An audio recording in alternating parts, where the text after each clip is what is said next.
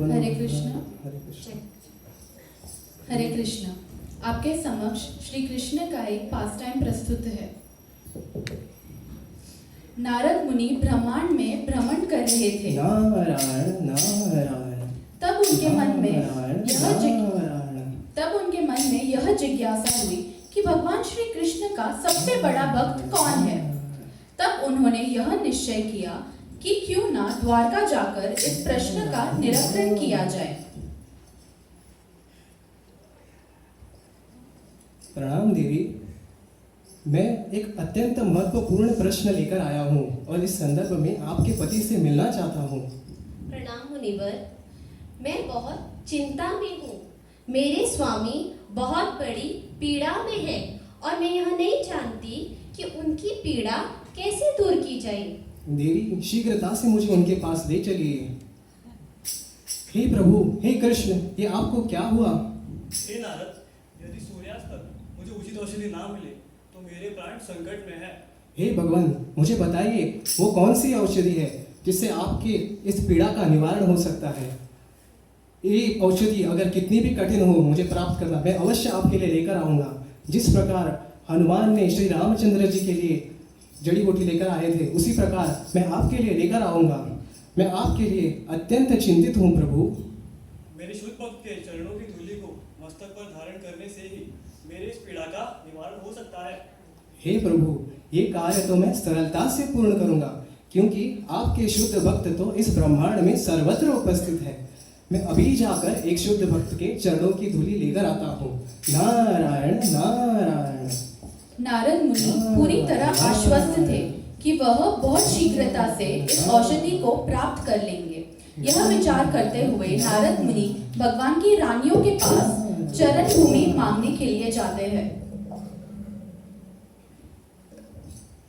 हे नारद मुनि, आपका स्वागत है। ये हमारा सौभाग्य है कि आप हमारे निवास स्थान पर पधारे हैं। कृपया हमें बताएं कि हम आपकी सेवा किस प्रकार कर सकते हैं।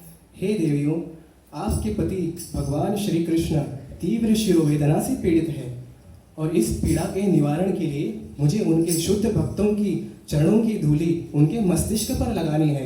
क्या इस कार्य के लिए आप अपने चरणों की धूलि मुझे देंगे? क्या? पर हम अपने चरणों की धूलि अपने पति के मस्तक पर कैसे लगाने दे सकते हैं? ये करने से हमें नर्क की प्राप्ति होगी। हमें क्षमा कर दीजिए, पर हम आपको अपने चरणों की धूलि नहीं दे सकते। नारायण नारायण। इसी प्रकार नारद मुनि सभी रानियों के पास जाकर उनके चरणों की धूलि लेने के लिए प्रार्थना करते हैं, परंतु कोई भी रानी भगवान को अपने चरणों की धूलि देने के लिए तैयार न थी। इसी कार्य हेतु संपूर्ण ब्रह्मांड का भ्रमण करने के पश्चात नारद मुनि देवताओं के पास जाते हैं। हे देवताओं, हमारे भगवान श्री कृष्ण तीव्र शिरोवेदना से पीड़ित है और इस वेदना के निवारण के लिए मुझे आपके चरणों की धूलि उनके मस्तिष्क पर लगानी है। क्या आप मुझे अपने चरणों की धूलि देंगे? हे देवर्षि नारद, आप ये क्या कह रहे हैं? कृष्ण भगवान वे स्वयं हमारे आराध्य हैं, वे हमारे परम पितामह हैं। हम ये कैसे कर सकते हैं? ये अपराध हम नहीं करेंगे। असंभव, ये तो महान अपराध है। तो महान अपराध है। कैसे कोई अपनी चरणों की धूलि परम भगवान के मस्तिष्क पर लगा सकता है? नारद मुनि निराश होकर वहां से आगे बढ़ते हैं। तभी वह वहां कुछ ब्राह्मणों को संपूर्ण श्रद्धा एवं भक्ति के साथ भगवान श्री कृष्ण की आराधना करते हुए देखते हैं। तो नारद मुनि बड़ी आशा से इसी संदर्भ में पूछते हैं। महर्षि मुनिवर, मेरा प्रणाम स्वीकार कीजिए और हमें बताइए हम आपकी किस प्रकार सहायता कर सकते हैं। हे ब्राह्मण देव, हमारे आराध्य भगवान श्री कृष्ण तीव्र शिरोवेदना से पीड़ित है और इस वेदना के निवारण के लिए मुझे किसी शुद्ध भक्तों के चरणों की धूलि उनकी मस्तिष्क पर लगानी है। इस कार्य के लिए क्या आप अपने चरणों की धूलि मुझे देंगे? क्या चरणों की धूलि? नहीं नहीं मुनिवर, ये हम नहीं दे सकते हैं। नारायण नारायण। अंत में पूरी तरह निराश होकर नारद मुनि भगवान श्री कृष्ण के पास द्वारका वापस लौट आए। नारद मुनि अत्यंत दुखी होकर सोचने लगे इतने महान भक्तों के होते हुए भी वह भगवान की पीड़ा का निवारण नहीं कर सके। वह भगवान श्री कृष्ण से जाकर कहते हैं, हे प्रभु, मुझे तो लगा था कि ये कार्य मैं सरलता से पूर्ण करूंगा, परंतु आपके भक्त तो अपने चरणों की धूलि देने से इनकार कर रहे हैं। उन्हें लगता है कि ये एक जघन्य अपराध है और इससे उन्हें नरक की प्राप्ति हो सकती है। अब मैं क्या करूं भगवान? हे नारद, क्या तुमने वृंदावन जाके ब्रज गोपियों से पूछा? नहीं प्रभु, वृंदावन को छोड़कर मैं सर्वत्र जाकर आया हूँ। हे नारद, शीघ्र ही वृंदावन जाके राधा तथा ब्रज गोपियों को मेरे शिरोवेदना के बारे में बताओ। जैसी आपकी आज्ञा प्रभु, अभी मैं वृंदावन चलता हूँ। नारायण नारायण। नारद मुनि उसी क्षण वृंदावन के लिए प्रस्थान करते हैं। वृंदावन में वह यमुना के तट पर राधा रानी एवं ब्रज गोपिकाओं को भगवान श्री कृष्ण के विरह में रोते हुए देखते हैं। नारद मुनि को देखकर सभी गोपिका प्रसन्न हो उठती है। अपने अश्रु को पोंछते हुए वे नारद मुनि को प्रणाम करते हैं। हे नारद मुनि, क्या आप द्वारका से आए हैं? क्या आप वहाँ हमारे प्रिय कृष्ण से भी मिले? क्या वे कुशल मंगल तो है ना? कृपया हमें बताइए। हे गोपिकाओं, मैं आपके प्रियतमा श्री कृष्ण से ही मिलके आया हूँ, परंतु मेरे पास एक अशुभ समाचार है। आपके प्रिय श्री कृष्ण तीव्र शिरोवेदना से पीड़ित है। क्या हमारे कृष्ण अस्वस्थ हैं? उस तीव्र शिरोवेदना की औषधि के लिए मैं सर्वत्र ब्रह्मांड में भ्रमण कर चुका हूँ, किंतु मैं असफल रहा। कृपया हमें बताइए कि वो कौन सी कृपया हमें बताइए कि हम उनकी सहायता कैसे कर सकते हैं। वह औषधि कौन सी है जिससे हमारे कृष्ण की पीड़ा का, दुविधा का निवारण हो सकता है? क्या आपको यहाँ कृष्ण ने अपने दुविधा का निवारण करने के लिए भेजा है?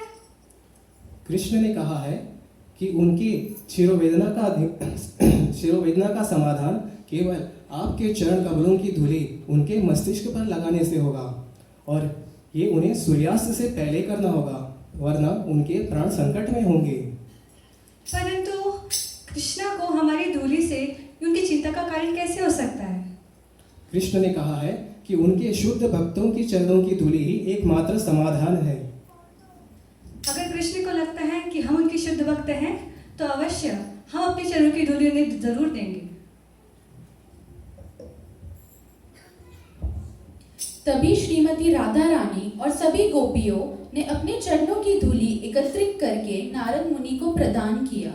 नारद मुनि गोपिकाओं का ऐसा प्रेम और समर्पण देखकर अचंभित थे।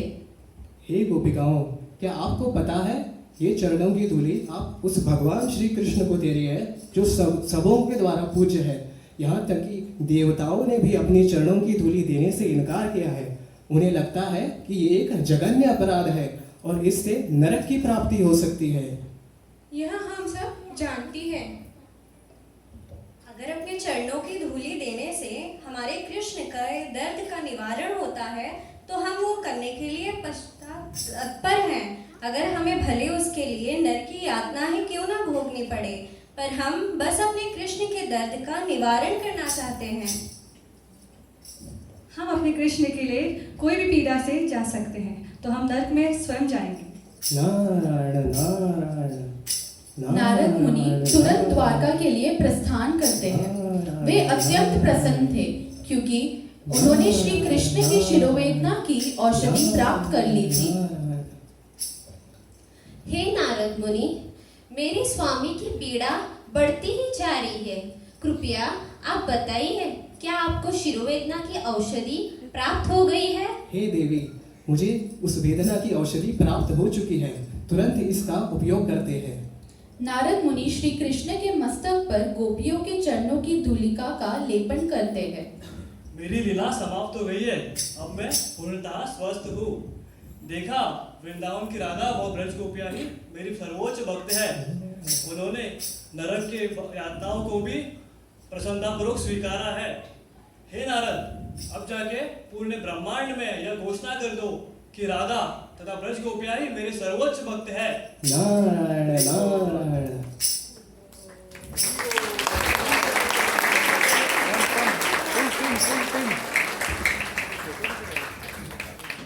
श्रीमती